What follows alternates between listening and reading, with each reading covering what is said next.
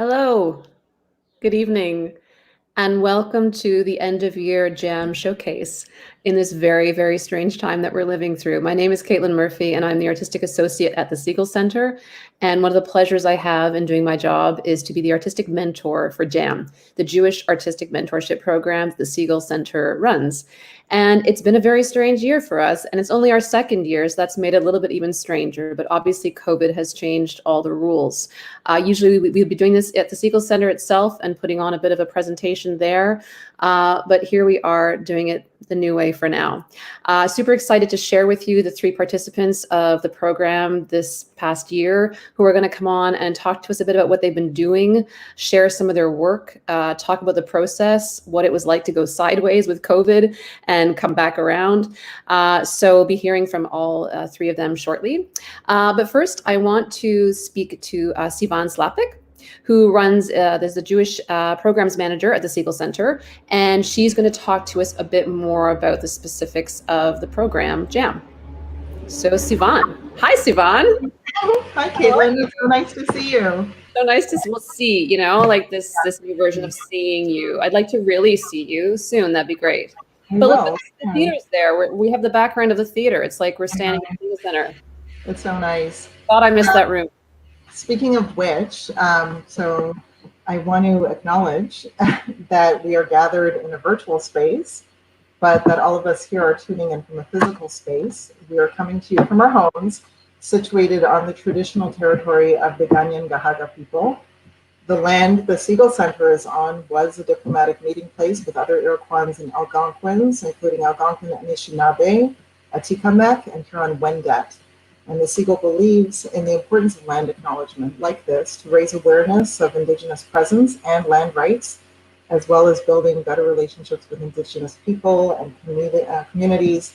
So if you're in North America, I'm encouraging you to visit native-land.ca to learn more about the original caretakers of the land that we live on.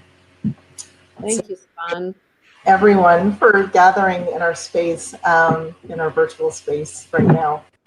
I am going to take a few minutes to talk about J.A.M as the director of the program and the Jewish Programs Manager of the Segal, and it has been a crazy year. J.A.M is a young program. It's only its second year, so I just want to say that last year was a pilot program, and we had three artists who were really, you can go check them out. Last year, our three artists were really instrumental in helping envision the potential of this program. And they're out doing great work themselves, and they were pioneers. And I want to say the same for this group. Like things got, took a bit of a turn a couple of months ago, but I consider this group also, partners in building the program and really fleshing out the program. So I want to thank them for that. J.A.M was conceived to offer Segal resources and support to emerging theater makers in Montreal who have a project in its early stages that engages with Jewish themes. And Jewish themes is very broadly defined. It's basically the conversation that we end up having over the course of 8 months. And what is that? So I want to say that the two main prongs of the program are the monthly meetings with you, Caitlin, as the artistic mentor. And the idea is not that the artists at the end of 8 months will have a production and like stand it up, but that with you, they review material and they kind of get things on track and set goals to just move through a stage of development. So that's... I was going to see my role as just asking a lot of obnoxious questions. Like that's my version of mentorship, is just like ask a lot of really annoying questions. Yeah. Like, oh, I don't know. It's like, okay, we'll think about it. We'll talk about it next time. That's my style. I'll thank you later. I'll agree. So that is one prong. That's the artistic mentorship. And then on my end, we have monthly group meetings where we come together to really unpack those questions of Jewish identity, of artistic identity, of just the intersection of that, and how does that inform our work, if it does inform our work, and where does our work fit into a larger ecosystem in the Jewish arts and culture world and in the Montreal arts and culture world, and it's really an open conversation. People come with very different backgrounds and very different questions, and it's just, we just create a place where we can explore these ideas together with, so it just kind of keeps going. But it's really, it's very rich to have that conversation with one another. And we also invite guests from the theater world who are, at more veteran stages. So I want to do a shout out to our guests this year who are kind enough to come join us in our group meetings. Of course, we started off with Lisa Rubin, who's the director of the Segal Center. We met with Avery Saltzman, who's the director of the Harold Green Jewish Theater in Toronto, who was in town and kindly met with us. We went to the Plateau to meet with Zev Moses, the director of the Museum of Jewish Montreal. And then in COVID times, Mike Payette from Dirty Theater zoomed in with us. And I feel like he did like artistic crisis intervention because it was so soon after everything shut down. So we really needed to talk about that. And then Marcia Cash, the director of Oslo, which in a parallel universe happened in April in the Segal. I want to thank all our guests for being part of that conversation with us this year. I want to say something about this year and about going through COVID with these three artists, Roger, Erin, and Yael. Obviously, in March, our expectations around J.A.M loosened, on all ends, what everyone had sort of signed up for at the beginning of the year.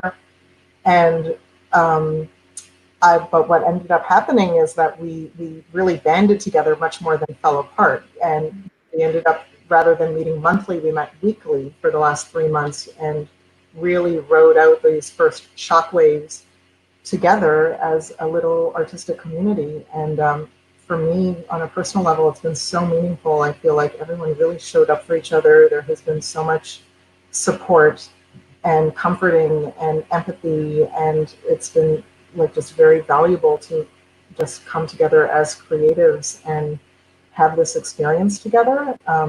So that's been really valuable for me. I am going to miss it.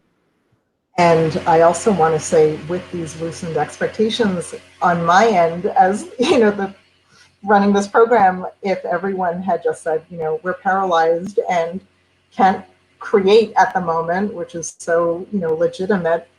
Mm-hmm. Understood that, and that's not what happened at all. Like people, we went through a lot of emotions together, but everyone kept creating. As you'll see, I'm going to turn it over in a minute. Everyone, used the constraints of this time and the elements of this time to spin gold, which I think is what artists do, just taking pain and turning it into something. And that has been immensely inspiring to me.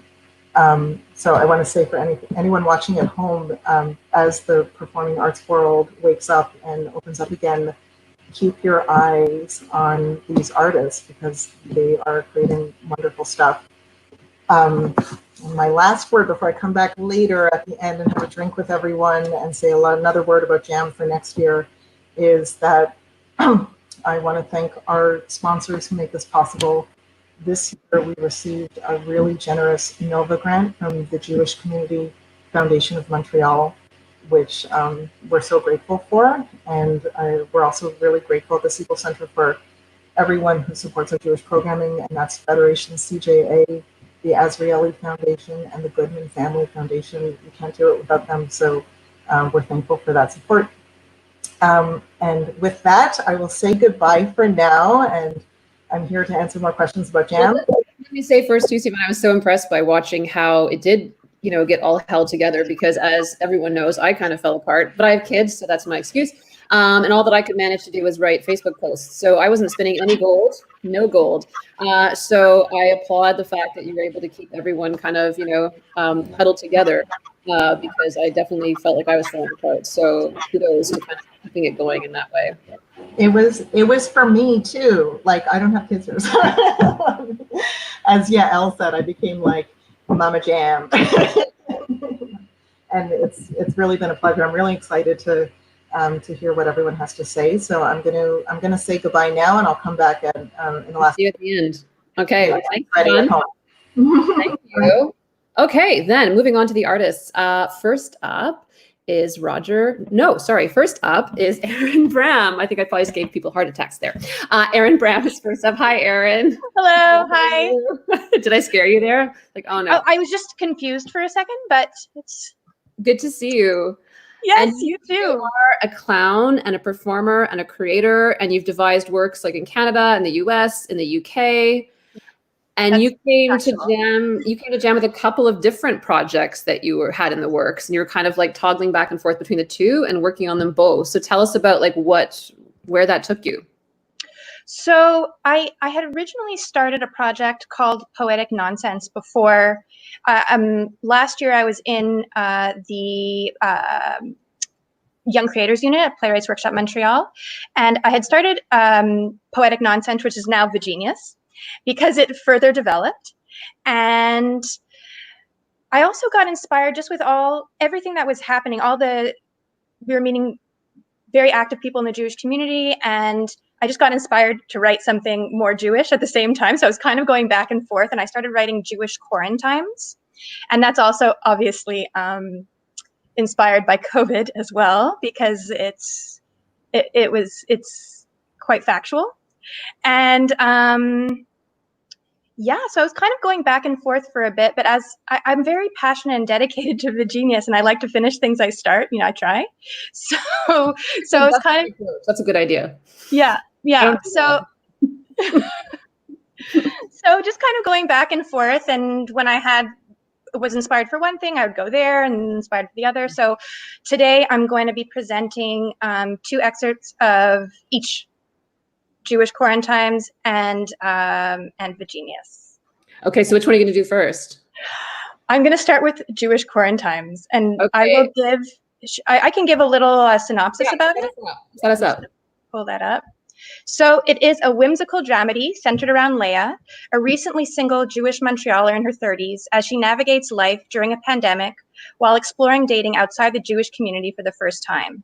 We follow Leah as she confronts and redefines her perception of herself as an individual, as well as within her family and the Montreal Jewish community during the 2020 COVID pandemic. Rich. Yes. The rich landscape, lady. Yes.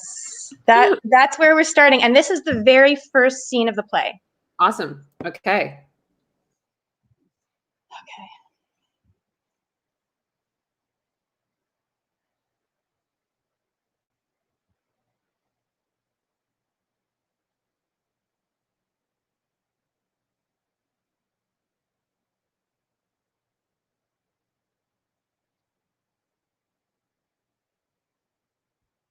So yeah, ready to go whenever.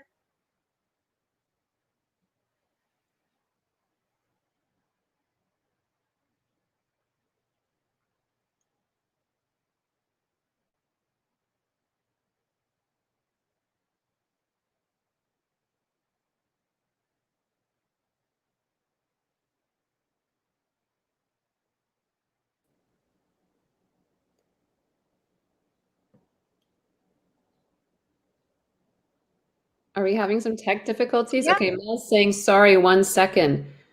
Okay, should we start with the other piece first then? Sure, absolutely. I can start with the other one. Awesome. I will pull that one up.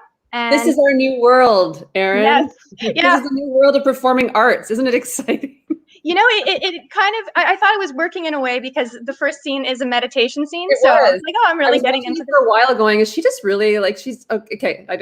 feeling the meditation. Yeah. Okay. Yeah. So here is Virginius. Virginius is an absurd, feminist, and humanist clown and bouffon-based production which playfully explores and exposes human attributes and truths in all their absurdities. With glimpses into private lives and public personas, this irreverent piece pokes fun at norms, contradictions, and double standards within society, viscerally and physically through the body. So Virginius is layered with various sketches and storylines. The characters integrate and overlap throughout the production. Physical theater meets clown and sketch comedy with hints of melodramatic musical. Profound nonsense will ensue. There is so much going on. Yeah, it's a lot. I love it. It's just like there's so much in there. Yes. Crazy. Okay. Thank you. Okay, and I will start up.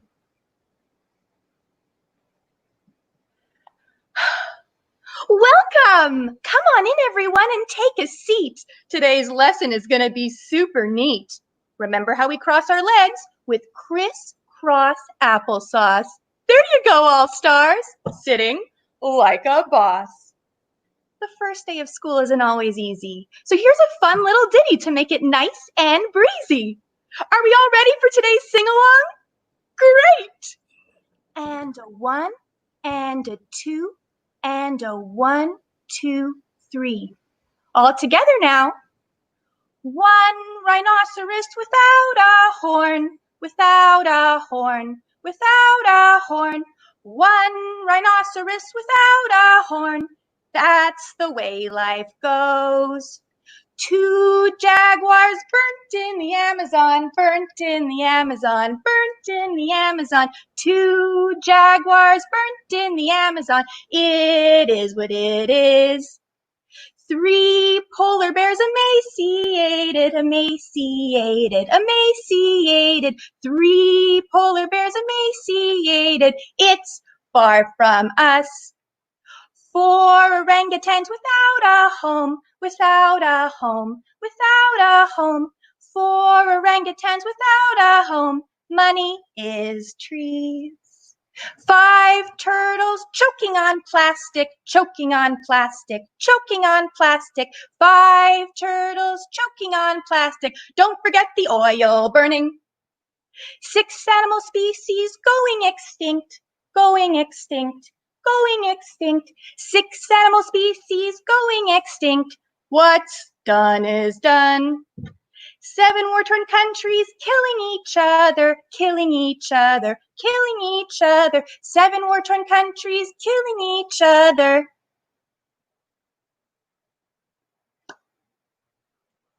Gun sales are booming. 8 child refugees separated from their mothers, separated from their mothers, separated from their mothers. 8 child refugees separated from their mothers. Let's change the channel. 9 missing and murdered Indigenous women, Indigenous women, Indigenous women. 9 missing and murdered Indigenous women posted on my social media. 10 new pollutants destroying the ozone, destroying the ozone, destroying the ozone. 10 new pollutants destroying the ozone. Let's go to Mars. Fantastic job counting, everyone. Isn't learning fun? Hey, all-stars, if you thought counting was super ace, tomorrow we'll learn the word systemic at a really easy-going pace. So that's awesome. I love that. I slept on a line, but yeah, that's the genius. It's so wonderful. It's so irreverent, and there's such awesome tension in your stuff. It's so like funny in this horrible way, and it's great. Thank you. Yeah, thanks. Yeah, no, it's super fun. That's one of my newer pieces that I wrote during COVID. I don't know why that's funny, but it's just weird. Yeah. Do you want to flip back now to Jewish? Sure. Yeah, absolutely. I am very ready.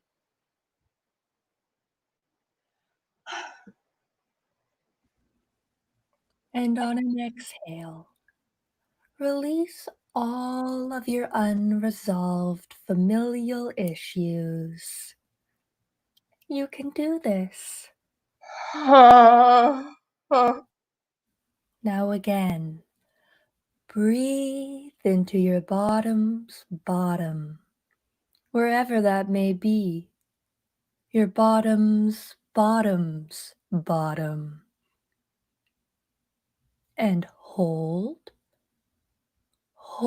onto this breath like it is a decision you've been putting off. And dwell. Good. You're a natural.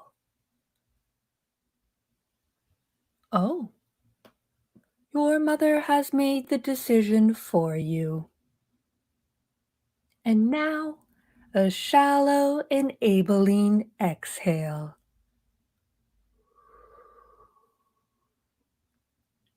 Good. This ain't your first rodeo. Now, with all of your might, breathe in the tumultuous times that are upon us.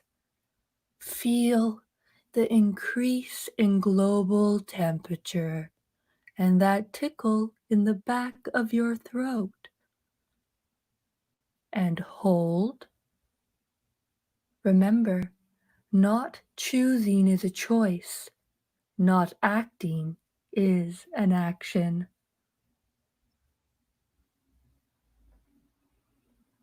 Well, that's it for today's session. Tune back in next week for an even deeper cathard. Yes, that is a word. Laters. Oh, okay, I think I'm ready. Let's do this.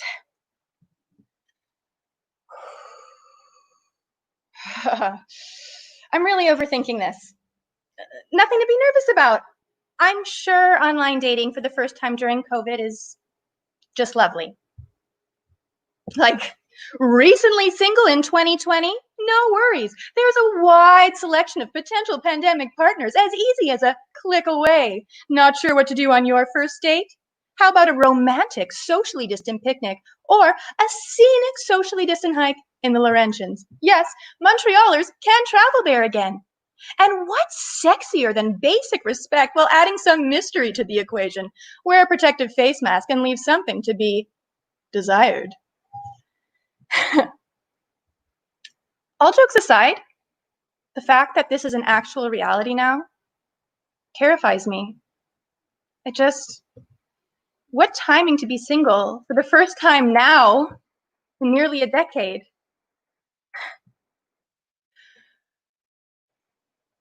I am living my truth in the present moment. I am fierce. I am powerful. And I am worthy of love, companionship, and sexual pleasure daily. Amen. Okay. Bring on the online meat market of possibilities. Okay. And one. Oh my God, Leia, just open your fucking phone.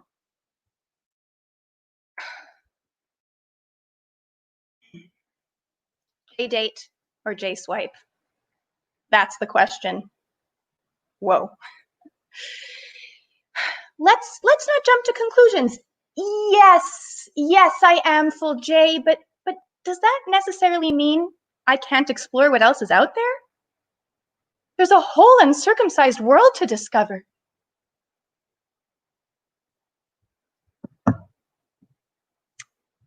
And that is the first scene of Jewish.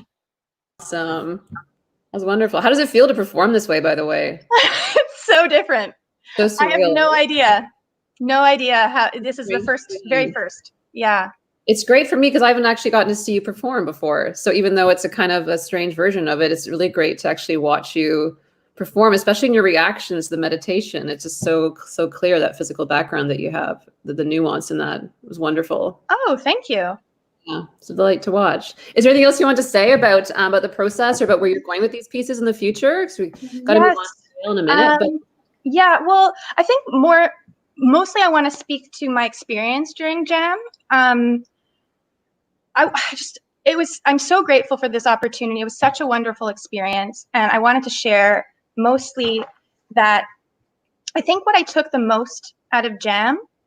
is the confidence that you all helped me instill in myself as an artist and as a creator, because these are my two very first plays. I am a performer and deviser and clown, but this writing is new, and I felt so supported and encouraged and valued, and it was just wonderful. And thank you all so much. Thank you to the Segal and to you, Caitlin, and to Sivan and to Roger and Yael, and thank you. It was just, yeah, if I don't have much more time, that's what I want to say.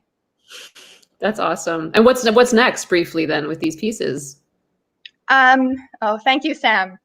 Oh, I also wanted to thank Anna Burkholder for voicing. I thought that might have been Annie. Yes, for voicing Awesome. the meditation. And I also wanted to thank Melissa Toussaint for consulting me on the content of the sing-along.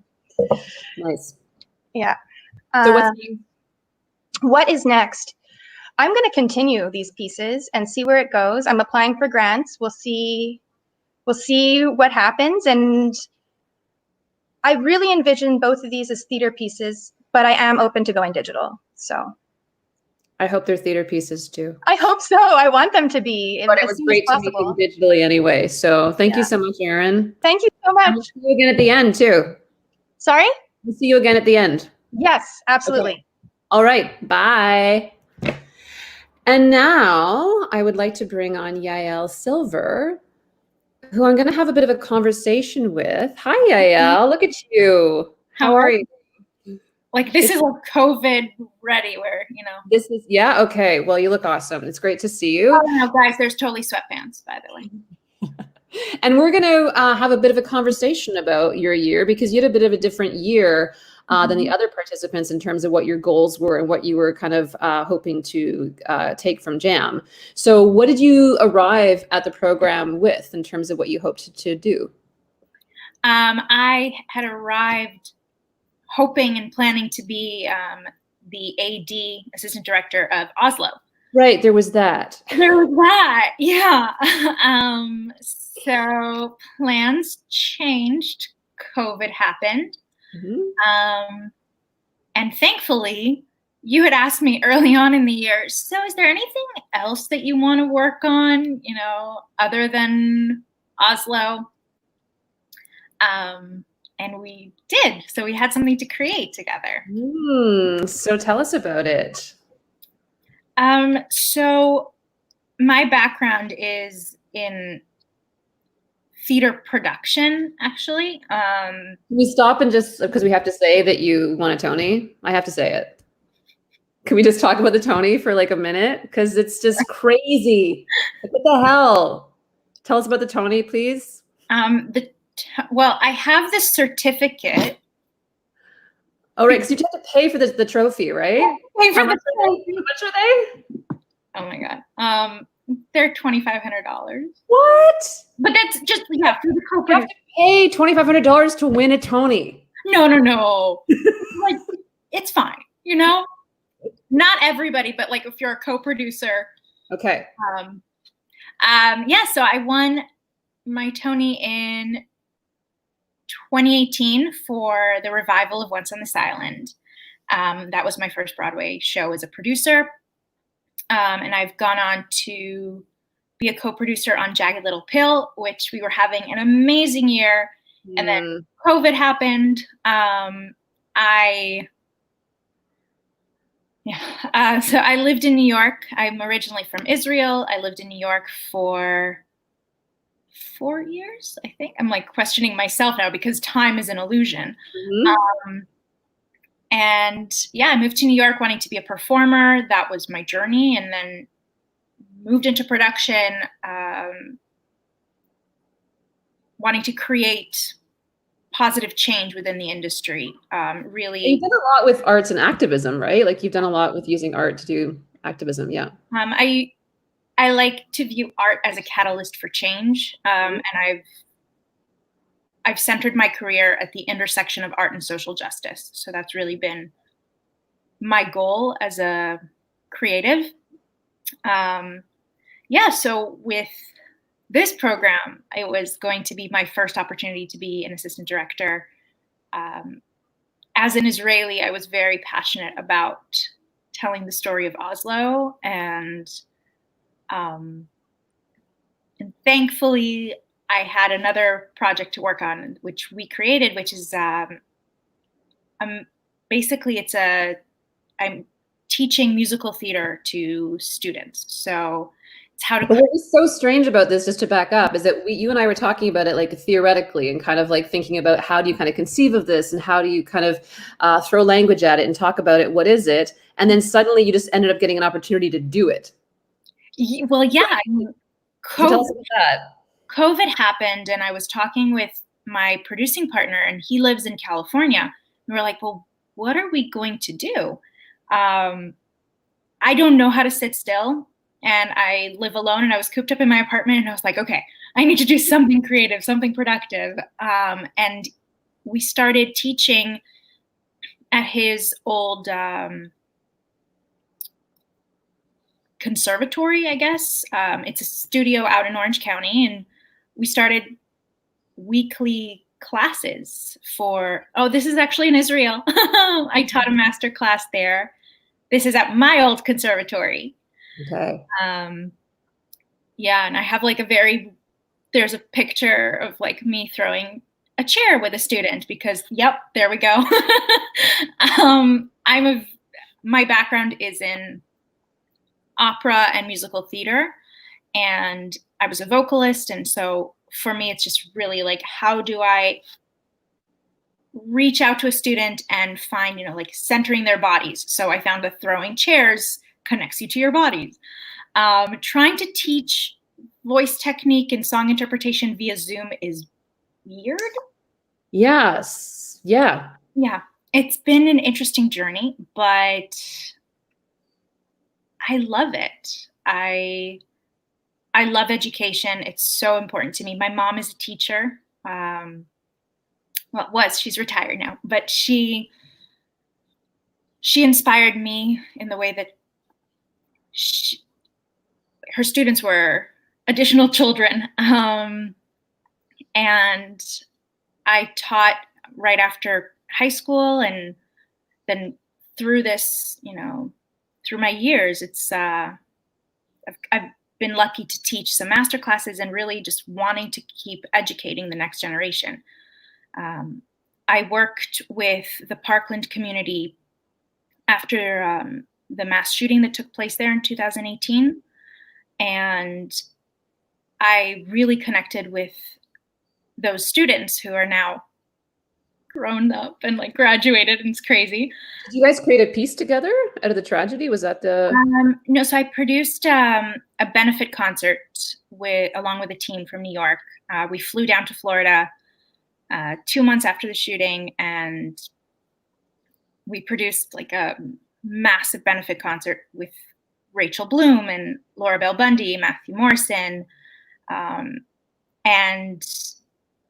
just working with these students, and they got to perform. It was just watching how art saved them. And they are amazing. They have inspired me, and it's I knew that after meeting them, my life couldn't go on the way that it was, that I just needed to work with kids like them. So, and their drama teacher, Melody Hertzfeld, who also won a Tony that year, she won it for, there's an educational Tony. And, and she is just the most inspiring woman I know. So it's just showing how like she saved them through theater. And so art is kind of important. Well, I know you're super passionate about like arts in education, like how crucial it is. Like why do you think that is, or where do you think that comes from? Like, what would you say to that in terms of why you think it's so vital? And even continuing to a time like right now, right? Like why is it so vital to have the arts in a time like now?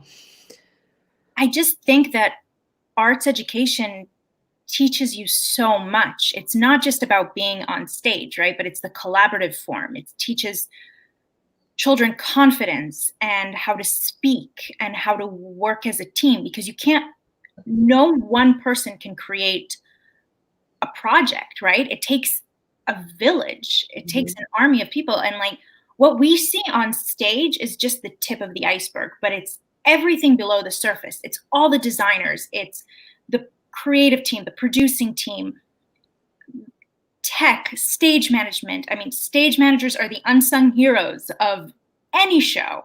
Best people in theater. Oh my God. Yes, they are incredible. And it's just Don't ask me who the worst people are. Don't ask me who the worst ones are. We're not going there. We're talking positive. You know what I'm talking about though. But it's really about, I believe wholeheartedly that theater creates better human beings. Mm. And it doesn't matter if you're going to be, you know, an actor on stage or a producer, but if you're going to be a doctor and you know how, you know, to have empathy and bedside manner, or you're going to be a lawyer and you have to command a courtroom, if you have acting experience or theater experience, that's going to set you apart. Mm.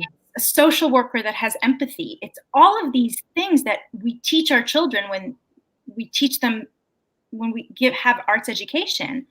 And it's so important. When I hear that arts are getting cut, that breaks my heart. So I love teaching, and I hope that I have an opportunity, you know, just to continue to pass this along, right?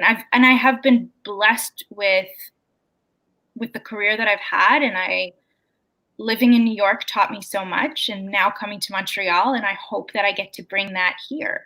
And being part of the Segal family has just been a dream come true. Like, I could not have asked for a better place to land with COVID and all. Yeah. What would you say is the thing that when you're teaching is the kind of most guiding, strongest guiding kind of force for you? Like, what's the biggest takeaway you feel like you're always striving for in terms of what you want the students to take away from in the big picture? You look like you're getting it across there, that's for sure.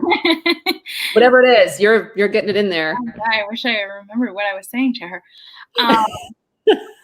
But for me, it's when they find that aha moment for themselves, right? It's like, I always start off my lesson saying, like, I am one person and one opinion, right? And you can take it or leave it, and that's okay, right? But I want the student to find their most authentic self, and to be, you know, whether it's in audition, because the programs that we were working on were audition technique and song interpretation, right? Those were, and what I find in auditions, having been like performer, and I've gone to audition, and also the person behind the table that makes, you know, either makes the call, or I was a reader for a bunch of auditions, like seeing how people come in and they're like, well, I lose myself in auditions, right? But it's like finding, how do you bring your authentic you into the room every single time?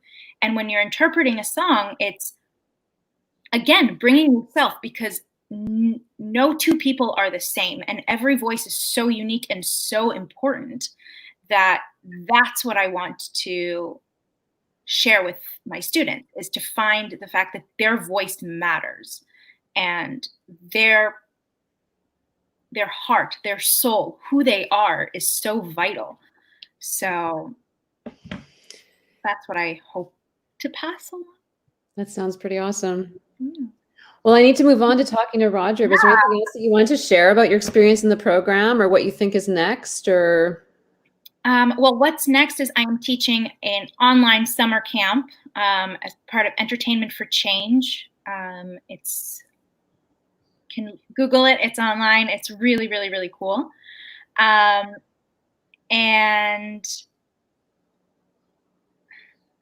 about this program, I mean, it changed my life, and it saved my life this year. Like Sivan said in the beginning, it's really these past 3 months, I would not have been able to like keep it together if it wasn't for this group. And so thank you, Caitlin, for your guidance, and for you're an incredible mentor, and Sivan and Erin and Roger, like, I am blessed. So that is what I will say. And thank you to the Segal for creating this space. That's awesome. Thank you, lady. It's been great to meet you. We'll see you again at the end. Okay. Yeah, I'm ready for a drink. Okay, bye for now. Bye. And next, I would like to bring on Roger White, who is our third participant. Hi, Roger. Roger, who recently got a haircut. I'm so jealous. I'm getting mine Saturday. It's coming, but look how amazing his hair looks. It's great to see you. Roger's a multidisciplinary artist. Who would you say this was actually your kind of first foray into a kind of mainly theatrical project? Yeah, totally. I've done like as the kind of head of it. I've done a lot of music work for dance, which kind of is in a theatrical context, but that's usually as in a support role as a musical director or composing or whatever. So this is like the first time I'm like trying to do this. And so tell us what kind of like made you want to make that leap into this specific art form with the project that you had.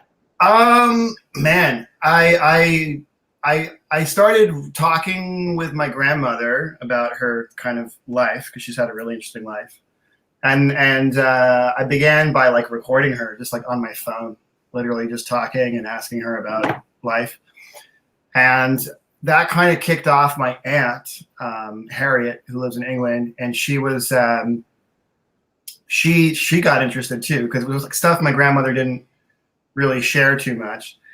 And then my aunt started turning up all these letters from that time, and then I was like, man, there's something, there's gold in them hills, you know.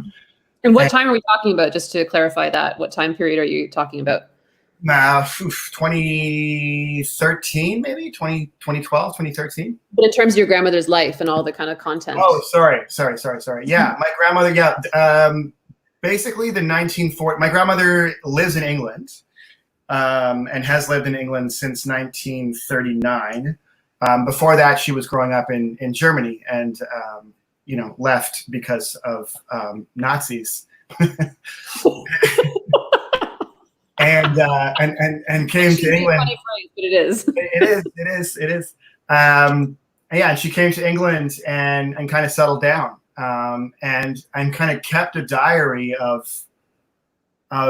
what that was like to come as a refugee and to kind of integrate and go through life as a teenager and experience living through a war and having been massively persecuted before leaving Germany.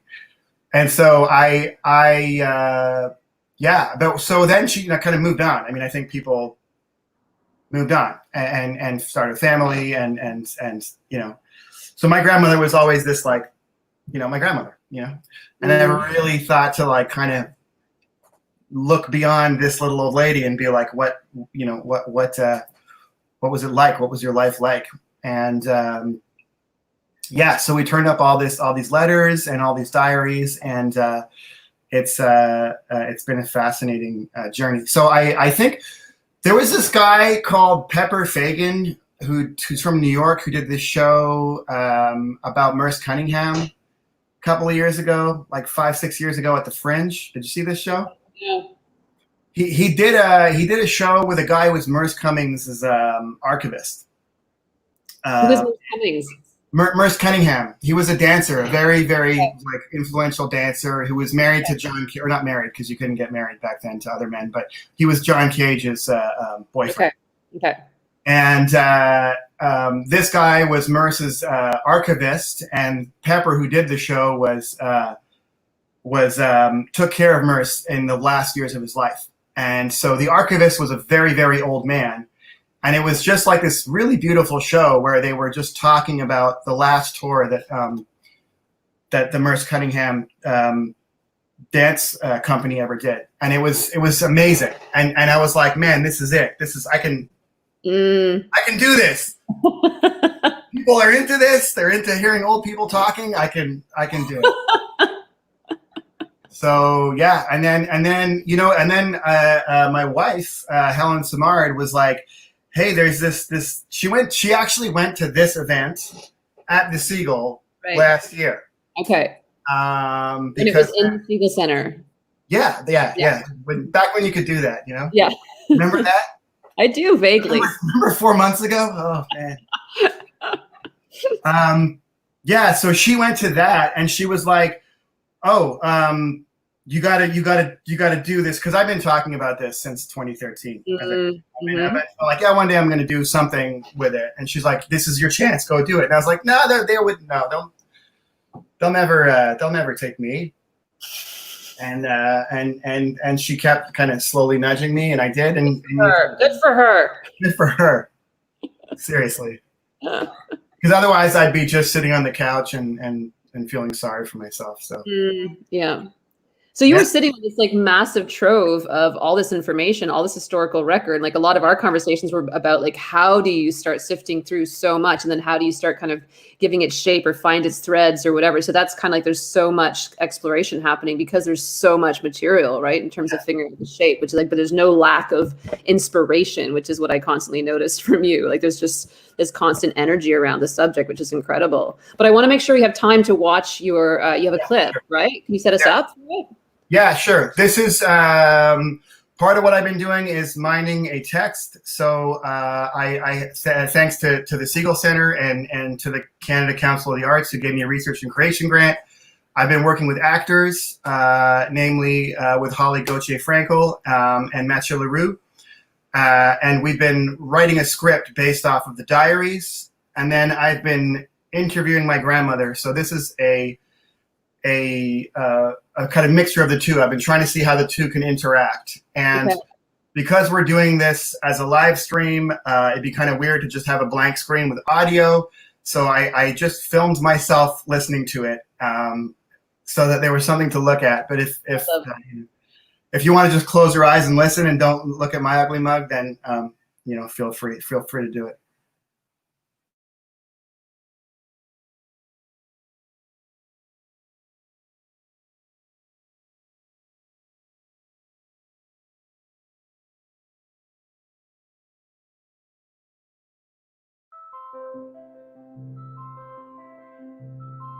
I talked to Mary about keeping a diary last night and convinced her to do it too, so that we can compare our impressions when we are old and gray. But when I look at what I have written down so far, and it all appears to be fact, and very little thought that I have recorded. Unlike Mary, I think it is a good idea to record facts, even the ones of minor importance, because it will be interesting to recall many years hence how we spent our youth during a war. One that will certainly be called a Great War. From my diary, it is difficult to notice that there is a war on at all. Food difficulties are insignificant compared with those suffered by the other European countries. Air raids are practically unknown in Edinburgh, and those I witnessed in London in the winter of 40 and 41 seem like something surreal, something that happened ages ago. I never tasted social life to any extent before the war, so I cannot compare it with my present activities.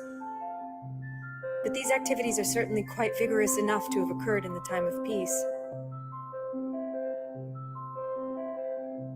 Of course, I take notice of the great things that are going on outside my personal sphere of interest. I know that just now there is a battle going on near Krakow, at which thousands of human beings are losing their lives each day, and that among those are personal friends of mine. I have heard in the news today more than 1,000 bombers have raided the Rhine with Cologne as their main target, and heaven knows how many lives will be lost in that town. But these things do not occupy my mind all day long. They are too distant. I suppose in wartime one must have a proactive covering of indifference, at least to some extent. Otherwise life would be unbearable.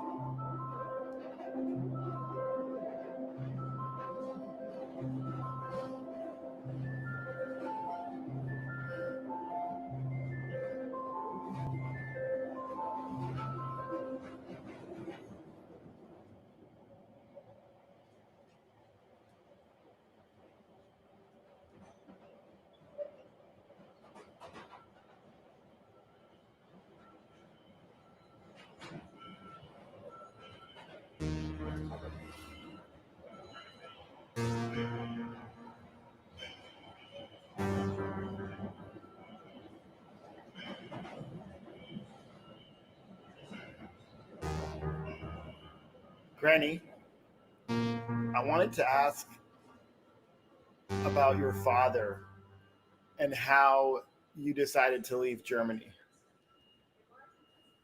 But there was an awful time in November 38 when the Germans threw out all the Polish Jews.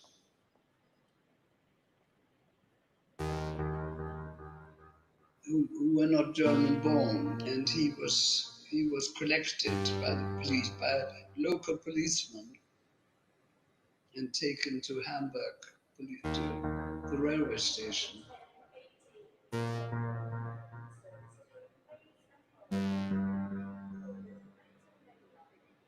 Do you remember him being taken away?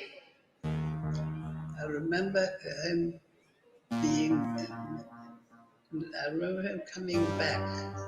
I think I must have been at school when he was taken away in the morning.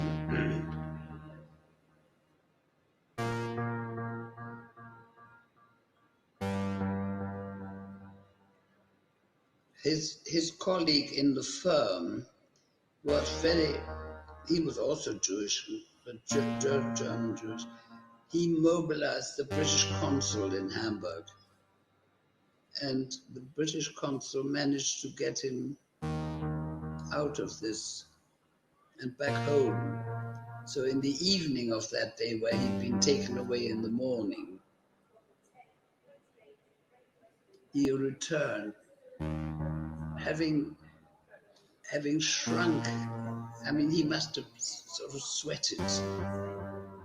Anyway, he was much thinner.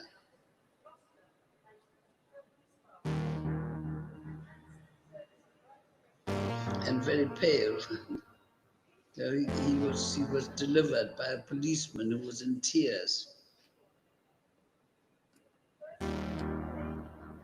He was the local policeman who knew my father.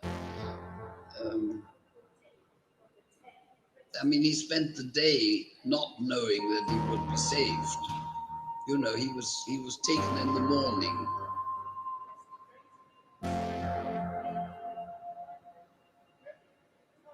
And then his colleague mobilized the British consul during the day, and all sorts of things went on. And then he was taken out of the group, which was by then in the evening or late in the day, standing on the station to be shipped off to Poland.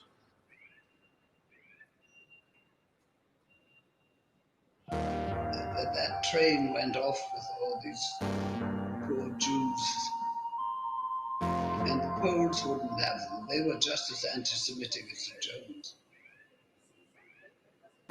So they stuck in no man's land, Polish-German border.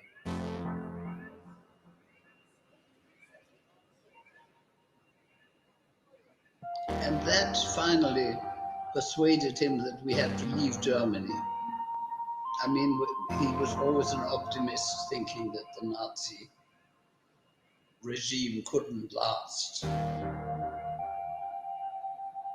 But of course it did last.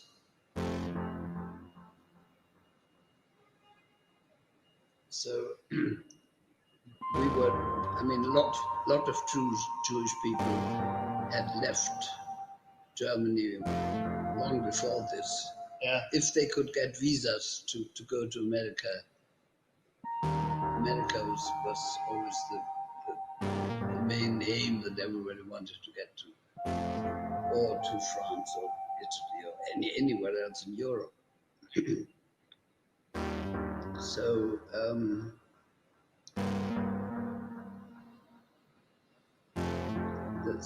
this was 38. And that persuaded him that we must get out too, which we did in early 39. Did you notice a change, a kind of marked change in him, sort of after that? No. Do you mean physically? No, or just mentally? Mentally. I wasn't aware of that, but He must have done. I mean,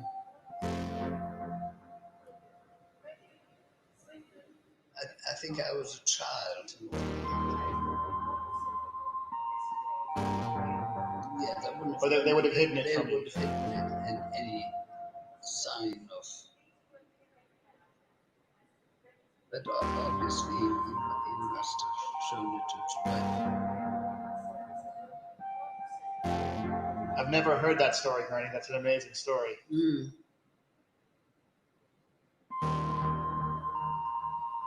Yes. The touching thing was this policeman in tears.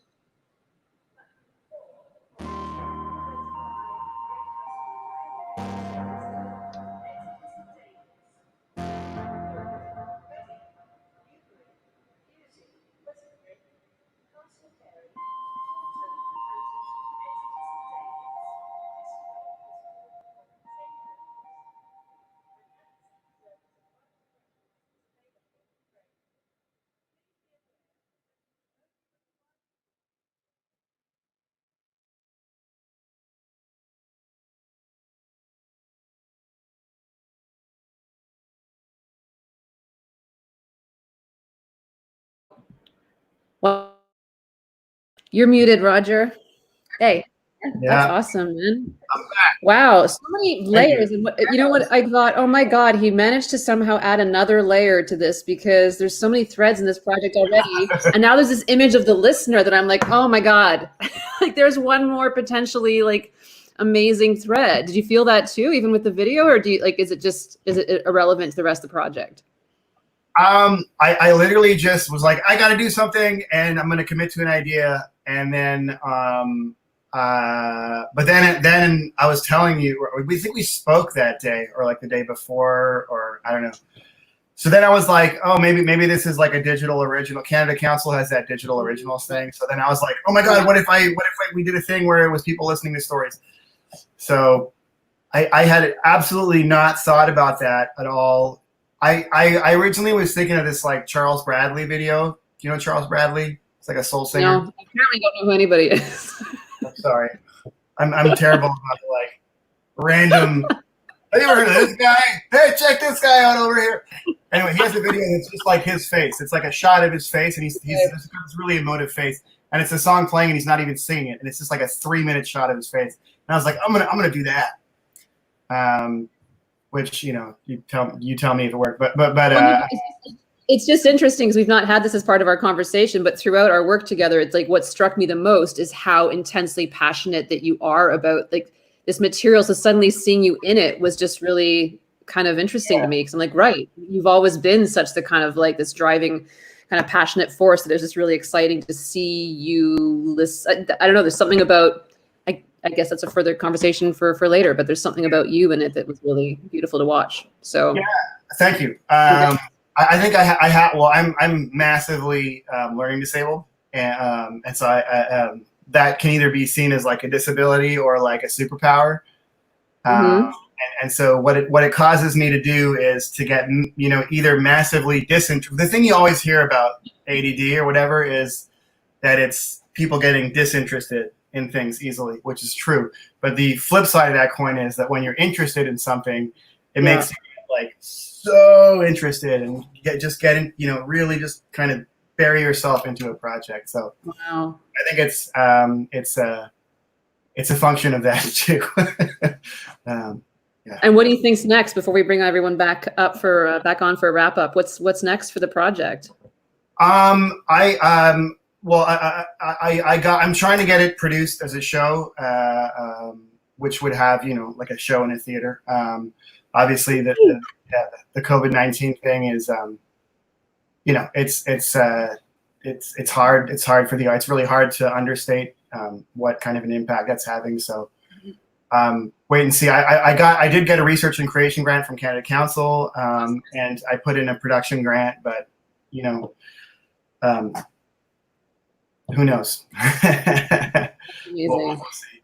But I wanted to just take a second to shout out to you, to Sivan, to Yael and Erin, because it's it's been amazing, and it's really been a beacon through this foggy times for us to be able to meet and talk. And sometimes we're sharing our artistic ideas, and sometimes we're just checking in on each other. And it's you know, it was something I never expected it to get where we are now. I mean, I expected it to end. I didn't expect the journey. But I'm grateful. I'm really, really grateful. So thank you to everyone. Thank you. And why don't we bring everyone back on? So Erin and Yael and Sivan, if you all want to come back into the frame there. All right. Congratulations to all three of you. Thank you so much for sharing your work. Thank you for letting me speak to you all this year and hear about your ideas. And Sivan, thank you so much for running the program. Caitlin, thank you for being my partner, running the program and running this event. And Mazel Tov too, the three of you. I have a glass of wine. I don't know if you guys do, but oh my gosh, I'm way, way ahead of you guys. Cheers to you all, guys. And Mazel Tov to all of you. We'll see more of you soon. And I just want to, say to you, we'll be in touch. Like the program, the mentorship program has ended, but the relationship has really just begun. We have a picnic planned on Sunday. Yeah, we're getting together in a couple days. And for audience at home, J.A.M is going to continue. We're just getting started. Obviously, we're going to have to reconfigure what it's going to look like next year. But I want you to follow our social media and check in on our webpage at Segal Center, just because we will be updating it and we will be opening for submissions over the summer.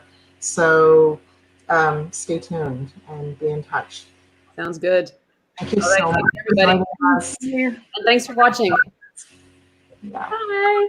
Bye, everyone. Thank you.